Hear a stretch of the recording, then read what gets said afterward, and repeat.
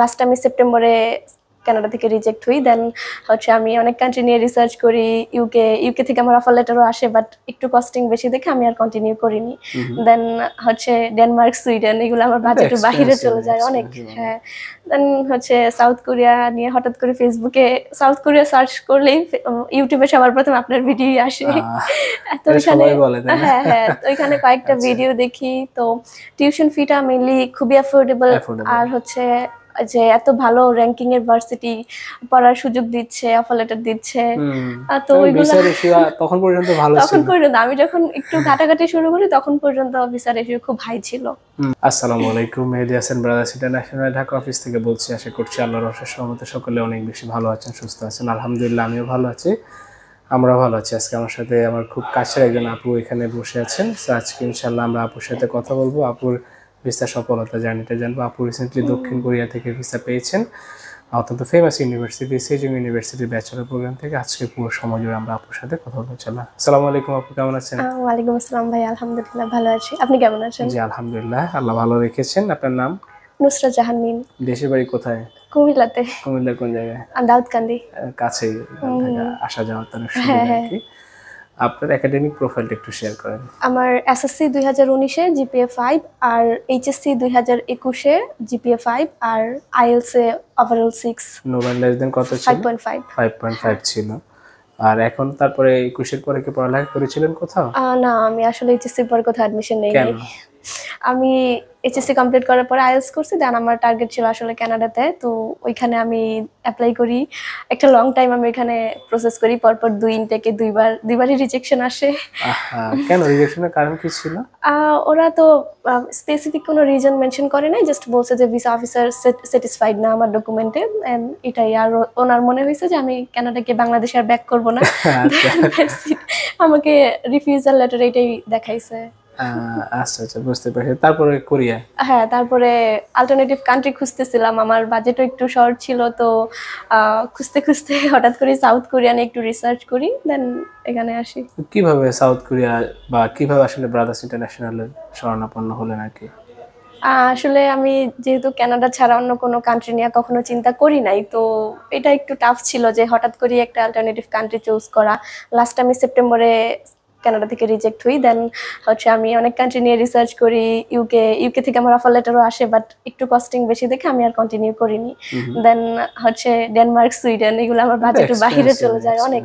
হ্যাঁ, দেন হচ্ছে south Korea নিয়ে হঠাৎ করে ফেসবুকে সাউথ কোরিয়া সার্চ করলেই ইউটিউবে সবার প্রথম আপনার ভিডিও আসে। তো হ্যাঁ তো ওইখানে কয়েকটা ভিডিও দেখি। তো টিউশন ফিটা মেইনলি খুবই অ্যাফোর্ডেবল, আর হচ্ছে যে এত ভালো র্যাঙ্কিং এর ভার্সিটি পড়ার সুযোগ দিচ্ছে, অফার লেটার দিচ্ছে। তো ওইগুলো তখন পর্যন্ত ভালো ছিল। তখন পর্যন্ত আমি যখন একটু ঘাটাঘাটি শুরু করি তখন পর্যন্ত ভিসা রেশিও খুব হাই ছিল। গতবারও অলমোস্ট 70% ভিসা ছিল যারা বাংলাদেশ থেকে পেমেন্ট করেছিল, আর কোরিয়া থেকে পেমেন্ট করারা রিজেকশন ছিল আর কি। ভিসা রেশিওটা দেখেই মেইনলি অ্যাপ্লাই করা আর কি। কোন ইউনিভার্সিটি? Sejong university ব্যাচেলরে। কোন ডিপার্টমেন্ট আপনার? BBA department. বিবিএ। এসএসসি কোন ডিপার্টমেন্টে ছিল? দুইটাই বিজনেস থেকে একদম ট্র্যাকে, ফুল ট্র্যাকে একদম ম্যাচ করে। কত পার্সেন্ট স্কলারশিপ ছিল? 30%। ওটা হচ্ছে মেবি 6.5 থাকলে 30%, 7 থাকলে মেবি 50% দেয়। 6.5 থাকলে 50% দেয়। আচ্ছা, ইন্টারভিউ ভালো হইতে হয়। ইন্টারভিউ কেমন ছিল ইউনিভার্সিটিতে? ভালো ছিল, খুব বেশি কোশ্চেন করে নাই। আর আমি খুবই গুছায় আগে থেকে যেহেতু খুব প্রিপেয়ার ছিলাম। মক ইন্টারভিউ নেছিল মানে দুইবার? আপনি দুইবার মক নিছেন। প্রথমবার একটু মনে হয় যে খুব ঘাবড়াই গেছিলাম, নার্ভাস ছিলাম। দেন অনেক প্র্যাকটিস করছি। আমি বললাম যে সেজং এ যদি ইন্টারভিউতে পাস করতে হয় তাহলে আপনাকে ভালো ইন্টারভিউ দিতে হবে, তাই না? তো আবার আপুর দুইবার মক নেওয়া হয়েছে। তো আপনাদের অবগতির জন্য জানানো যাচ্ছে যে যারা আপনারা বিদেশে উচ্চ শিক্ষায় যেতে চাচ্ছেন, South Korea, Finland, Cyprus, Russia, আপনারা চাইলে আমাদের থ্রুতে কাজ করতে পারেন। আমাদের সার্ভিসে একটা পার্ট হচ্ছে আমরা মক ইন্টারভিউটা নিই প্রত্যেকটা স্টুডেন্ট। এটা আমি ব্যক্তিগতভাবে নিজেই নিই। সো কেন নিই? কারণ হচ্ছে যে দেখা যায় আমরা খুব একটা জুম আমরা ইউজ করি না। তো দেখা যায় আপনি জুম ইউজ না করলে হুট করে আপনি যখন টিচারের সাথে একটা নিউলি আপনি জুমটাতে যাবেন, ওই সময় দেখা যায় কীভাবে মাইক্রোফোন অন করতে হয়, কীভাবে কথা বলতে হবে, টিচার কী প্রশ্ন করে, হ্যাঁ, এই বিষয়গুলো আপনার অবগত থাকে না। তার কারণে আমরা আগেই হচ্ছে স্যাম্পল কোশ্চেন, স্যাম্পল অ্যান্সার এবং মক ইন্টারভিউটা নিয়ে নিই। তার কারণে স্টুডেন্টরা খুব রিল্যাক্সে মেইন ইন্টারভিউটা ফেস করতে পারে। এটা হচ্ছে ব্রাদার্স ইন্টারন্যাশনাল সার্ভিসের একটা পার্ট আর কি। হ্যাঁ, আমি কিন্তু মক দেওয়ার পরেই বুঝতে পারছিলাম যে আমার আর অনেক প্রবলেম আছে, যে আমি কনফিডেন্সলি কথা বলতে পারবো না, এটা আমি মক দেওয়ার পরেই বুঝতে পারছি। এক্স্যাক্টলি। সো আলহামদুলিল্লাহ আমাদের এখান থেকে মক দেওয়ার পরে এমন স্টুডেন্ট আছে, আমি 2 বা 3 বার পর্যন্ত মক নিয়েছি। কারণ অনেকে দেখা যায় আইএলটিএস এর পর একটা লম্বা গ্যাপ থাকে, সে প্র্যাকটিসটা করে না। আর স্পিকিংটা হচ্ছে পুরোটা প্র্যাকটিসের উপর, প্র্যাকটিস না করলে আসলে ওই লেভেলটা, কনফিডেন্স লেভেলটা ডাউন করে আর কি। তারপরে যাক আলহামদুলিল্লাহ আপু সেজং ইউনিভার্সিটিতে সেকেন্ড রাউন্ডে অ্যাপ্লাই করলেন, ভাইভাতে সিলেক্ট হলেন, অফার লেটার পেলেন, টিউশন ফি দিলেন। টিউশন ফি কত টাকা আসছিল? $2,519। বাংলা টাকা কত আসছিল? বাংলাদেশি টাকা আমি 3,10,000 টাকার মতো পে করছি। আচ্ছা আচ্ছা। তারপর হচ্ছে সার্টিফিকেট অফ অ্যাডমিশন আসলো, তারপর বাকি ডকুমেন্টস নিয়ে এমবাসিতে দাঁড়ালেন। এমবাসিতে কয় তারিখে জমা দিয়েছিলেন? 10 তারিখে জমা 10 তারিখে। 10 জানুয়ারি। 10 জানুয়ারি। জানুয়ারি। রেজাল্ট আসছে কয় তারিখে? এমবাসিতে দাঁড়াইছি 10 জানুয়ারি, ফেব্রুয়ারির 10 তারিখে সরি, ফেব্রুয়ারি 10 তারিখে। হ্যাঁ হ্যাঁ। আর রেজাল্ট আসছে 12 তারিখে। 12 তারিখে, 2 দিনে। 2 দিনে। আলহামদুলিল্লাহ। আর আন্ডার রিভিউতে ছিল না? আন্ডার রিভিউতে ছিল 1 ঘন্টা। 12 তারিখে হচ্ছে আমি দুপুর 3টার দিকে দেখছিলাম আন্ডার রিভিউ, 4:30টার দিকে আবার অ্যাপ্রুভড। যাক আলহামদুলিল্লাহ। অনেকেই দেখা যায় যে আন্ডার রিভিউতে 1 দিন 2 দিন পর্যন্ত রেখে দিছে, তারপরে ভিসা দিয়েছে। যাক আপুকে আলহামদুলিল্লাহ খুব অল্প সময়ে ওনার হচ্ছে ভিসাটা অ্যাপ্রুভ হয়েছে। এবং এবার তো আপনার ডকুমেন্ট সাবমিশনের সময় এম্বাসিতে অনেক কোশ্চেন করেছিল, আপু সাকসেসফুলি আলহামদুলিল্লাহ প্রত্যেকটা কোশ্চেনকে খুব সুন্দরভাবে উপস্থাপন করেছেন। ভিসা অফিসার ওনার প্রতি স্যাটিসফাইড ছিল এবং আলহামদুলিল্লাহ ওনার ভাগ্যে ছিল আমাদের চেষ্টার সর্বোচ্চটা আমরা দিয়েছি আর কি, যার কারণে আল্লাহর অশেষ সহমতে আলহামদুলিল্লাহ ওনার ভিসাটা হয়েছে। এই ভিসার পিছনে সম্পূর্ণ ক্রেডিট আমরা আপুকে দিতে চাচ্ছি, কারণ ওনার প্রোফাইল অ্যাজ এ কনসালটেন্ট বা অ্যাজ এ কনসালটেন্সি ফার্ম আমরা জাস্ট হচ্ছে ডকুমেন্টসগুলোকে গুছিয়ে দেওয়া, ওনারা যে টেনশনগুলো করে টেনশনগুলোকে মিনিমাইজ করা, একটা প্রপার গাইডলাইন দেওয়া, দ্যাটস ইট। ঠিক আছে, তারপর একটা প্রফেশনাল গাইডলাইনের মধ্যে কিন্তু একটা অন্য জিনিস থাকে, গাইডলাইন হইলেই হয় না, প্রফেশনাল গাইডলাইন দরকার হয়। সো আপু কেমন লাগছে ব্রাদার্স ইন্টারন্যাশনালের সাথে? আগে শুনছেন ব্রাদার্স সম্পর্কে, তারপরে আপু আবার আমার খুব ক্লোজ একটা ছোট ভাই আমার এলাকারই, ও মাধ্যমে আপু আসছে। হ্যাঁ, রুবাইদ রিমন ভাইয়া। রুবাইদ রিমন, আবার যে কি বলে জানো, শিহাব ভাইয়া শিহাব আমার এলাকা। ঠিক আছে, তো দুইজনের রিকমেন্ডেশন আপু আসলো আলহামদুলিল্লাহ। কেমন জার্নি ছিল ব্রাদার্সের সাথে? ভালো ছিল একটু, যেহেতু আমি সাউথ কোরিয়ানে তেমন কিছু জানতাম না, তো আচ্ছা আপনাদের মাধ্যমেই টুকটাক জানতে পারছি আর কি, যা জানার আমার দরকার ছিল। বা ডকুমেন্টস গুলা, যেমন হচ্ছে আমার কানাডার প্রসেসিং এর ইয়েটা কিন্তু পুরাই আলাদা, সাউথ কোরিয়াতে একটু মানে কোনো দিক দিয়েই ম্যাচ করে না। হ্যাঁ, তো এই যে হুট করে নতুন নতুন নিয়ম কানুন এটা সেটা ইমপ্লিমেন্ট হচ্ছে, এই যে ডকুমেন্টস গুলা, লাইসেন্স, ট্যাক্স, এই সেই হাবি যাবে।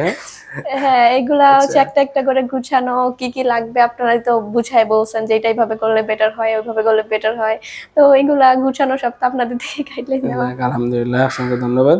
আমাদের দিন থেকে আমরা সর্বোচ্চ চেষ্টা করি যে যাতে একটা স্টুডেন্টের ভিসা হয়, এবং এটাই চেষ্টা করা উচিত। অ্যাজ এ প্রফেশনাল হিসাবে আমি যে সার্ভিসটা আপনাকে দিতে পারবো সেটা অনেকেই দিতে পারবে না। আলহামদুলিল্লাহ এটা আমরা কনফিডেন্টলি বলছি, এবং আমরা আপনাদের কাছে দোয়া প্রার্থী যাতে আমাদের এই সার্ভিসটা আমরা সারা জীবন ধরে স্টুডেন্টদেরকে দিতে পারি কি। সো সাকসেসফুলি আলহামদুলিল্লাহ আপুর ভিসা হয়ে গিয়েছে সেজং ইউনিভার্সিটিতে ব্যাচেলর প্রোগ্রামে, বিবিএ ডিপার্টমেন্টে, খুব পশ একটা ডিপার্টমেন্ট। এবং আমি বিবিএর ভবনে গিয়েছিলাম, আমার বিবিএর ভবনের সামনে একটা ভিডিও আছে সেজং ইউনিভার্সিটির, খুব ভালো লেগেছিল। একদম বিবিএ ফ্যাকাল্টির এখানে গিয়েছিলাম, আমার একটা ছবিও আছে সম্ভবত সুপ্রজিতের সাথে আর কি। সব মিলে আপুর জন্য অনেক বেশি দোয়া ভালোবাসা রইল, আপুর পরবর্তী জীবন যাতে অনেক সুন্দর হয় সেই দোয়া করছি। আর আপুর বাবা হচ্ছে এক্স আর্মি পার্সন, আমার বাবাও এক্স আর্মি পার্সন। তো আঙ্কেল যে যখন আসছিল তখন খুব একটা ভালো আড্ডা হয়েছিল আর কি আমাদের সব মিলে। তো আপু, নতুন করে যারা দক্ষিণ কোরিয়াতে যেতে চাচ্ছে আর কি, তাদের জন্য আপনার কি সাজেশন আছে? সাজেশন যেটা আপনারা আমাকে সাজেশন দিচ্ছেন যে ডকুমেন্টস অথেন্টিক থাকতে হবে, এটাই হচ্ছে মেইন সাউথ কোরিয়ার ক্ষেত্রে, যে ডকুমেন্টস গুলো যাই দেই ওটা আমাকে অথেন্টিক রাখতে হবে, এবং ওদেরকে প্রুফ করতে হবে যে আমার ডকুমেন্টসটা আসলেই অথেন্টিক। এক্স্যাক্টলি, এবং লজিক্যাল হইতে হবে, লজিক্যালি চিন্তা করতে হবে। সাপোজ আপনি সারা জীবন ট্যাক্স দেন না, হুট করে আপনি, আমি অনেকেই দেখছি 50-60 হাজার টাকা ট্যাক্স দিয়ে ফেলছে। এখন আপনি সারা জীবন ট্যাক্স দেন না, হুট করে 60 হাজার টাকা ট্যাক্সটা কোথা থেকে আসলো, বা আসলে আপনি পরবর্তীতে ট্যাক্স পে করবেন কিনা, বা সব জিনিসেরই একটা বিষয় আছে। কারণ এবারে এমবাসি কর্তৃক আসলে কিছু জিনিস এক্সট্রা নতুনভাবে ইমপ্লিমেন্ট করা হয়েছে, বা এমবাসির সামনে স্টুডেন্টের মারামারি, হাত ভাঙা, মাথা ফাটানো, সব মিলিয়ে আর কি ভিসার রেশিওটা একটু কলাপস করছে। আমরা আশা করছি যে এই সিচুয়েশন থেকে বেরিয়ে আসবে সাউথ কোরিয়ান এমবাসি, আবার পুনরায় যোগ্য স্টুডেন্টদেরকে ভিসা দেবে। আমরা আশা করছি তারা ডকুমেন্টসগুলোকে অ্যাসেস করবে এবং যোগ্য যারা আছেন রিয়েল অথেন্টিক ডকুমেন্ট দেখাবেন তাদেরকে ভিসা প্রোভাইড করবেন আর কি, সব মিলে। সো আপু আর কিছু বলতে চাচ্ছেন কিনা ব্রাদার্স নিয়ে, বা আমাদের কার সার্ভিসটা সবচেয়ে ভালো লাগছে? আমাদের তো অনেক টিম মেম্বার। হ্যাঁ আপনার আমার কি বলে, আমি তো খুব একটা স্টুডেন্টের সাথে কথা বলি না। আপনি অনেক ফ্রেন্ডলি আসলে, আচ্ছা, আচ্ছা, মানে হচ্ছে কথা বলতে যে কমফোর্টনেসটা দরকার হয়, যেহেতু আমি হচ্ছে একদমই নতুন, তো আমার একটু কমফোর্টনেসটা দরকার ছিল যে আমি ওপেনলি আমার প্রবলেমটা কার সাথে শেয়ার করতে পারবো। তো আপনাকে আমি আগে অনেক অনেক জ্বালাই যে আপনাকে অনেক মেসেজ দিয়ে আমি না না ঠিক আছে, অনেক বিরক্ত করতাম।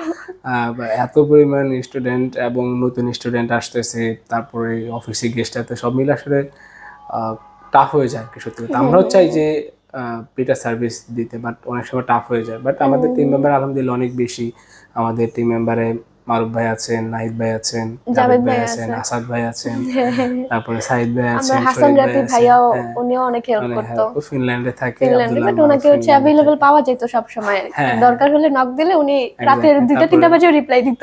ওদের 2টা-3টা মানে ওইখানে আবার বিকেল সন্ধ্যা, ওরা 4 ঘন্টা ব্যাকে। তো যার কারণে 24/7 ব্রাদার্স ইন্টারন্যাশনাল টিম মেম্বার কেউ না কেউ সব সময় অ্যাভেলেবল থাকে সাজেশনের জন্য। সব মিলে সো অসংখ্য ধন্যবাদ নুসরাত জাহান মিম আপুকে। আমি ইনশাআল্লাহ সেজঙ্গে খুব শীঘ্রই যাবো আর কি। তো ইনশাআল্লাহ আপুর সাথে ক্যাম্পাসে দেখা হবে, চাইলে আমরা ক্যাম্পাস থেকে আরেকটা ভিডিও করবো আর কি ইনশাআল্লাহ। আপুর জন্য অনেক বেশি দোয়া ভালোবাসা রইলো। আজ তাহলে এই পর্যন্তই। আপুর জন্য অনেক বেশি দোয়া করবেন, আর ইনশাআল্লাহ সাউথ কোরিয়া ক্যাম্পাসে দেখা হবে। আপু তাহলে আল্লাহ হাফেজ বলে দেন। আল্লাহ হাফেজ।